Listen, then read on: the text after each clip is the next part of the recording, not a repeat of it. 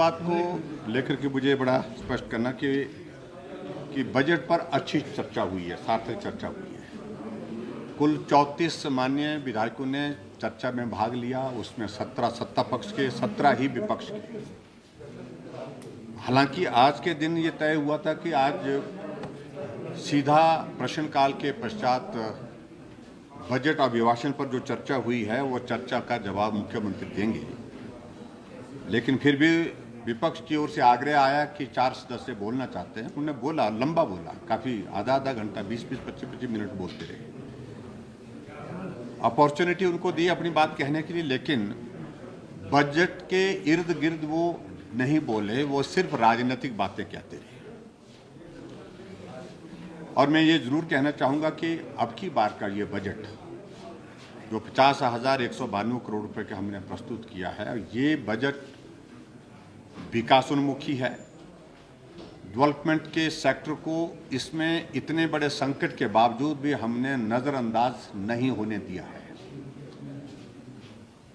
और ये budget corona के संकट के बाद का बजट है, जबकि कोविड के कारण आर्थिक दृष्टि से बहुत प्रभाव पड़ा है।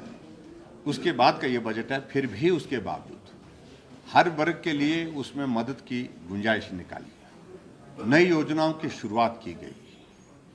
पेंशन में हमने महिलाओं को 65 वर्ष से 69 ईयर की एज में उनको आय सीमा में छूट देते हुए 1,000 रुपये की पेंशन की जो है वो एक नई कैटेगरी हमने शुरू की, जो पहले नहीं थी।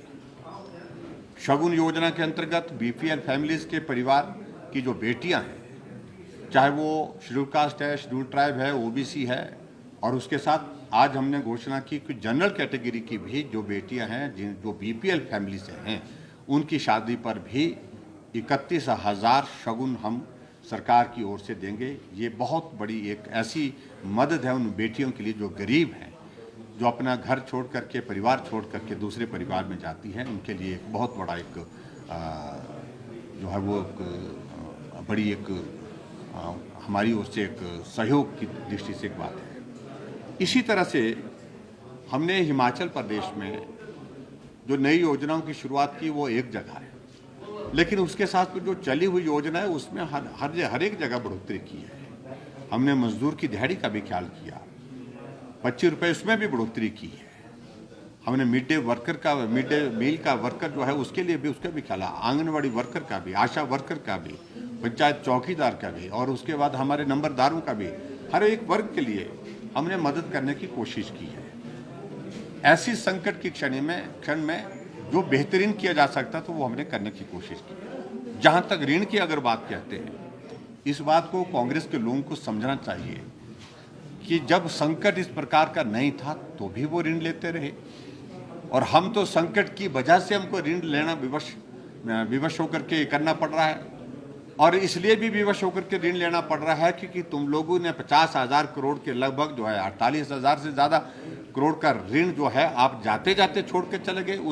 उसका ब्याज अदा करना है, उसके जो है मूल राशि हमने जो है वो वापस करनी है। तो इस बात का जवाब कौन देगा?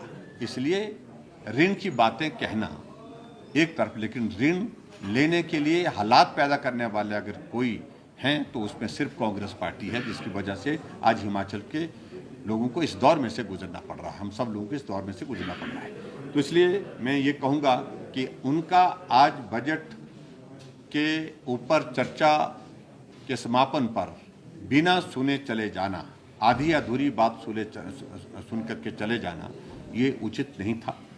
सिर्फ राजनीतिक मकसद से विरोध करना, क्योंकि हर बात का हमारे पास जवाब उपलब्ध था, लेकिन फिर भी उसके बावजूद उन्होंने वॉकआउट की, इसकी मैं निंदा करता हूँ। फिर भी मैं यही कहूँगा कि हमारा बजट संतुलित है, हिमाचल के विकास के लिए समर्पित है, गरीब लोगों के लिए समर्पित है।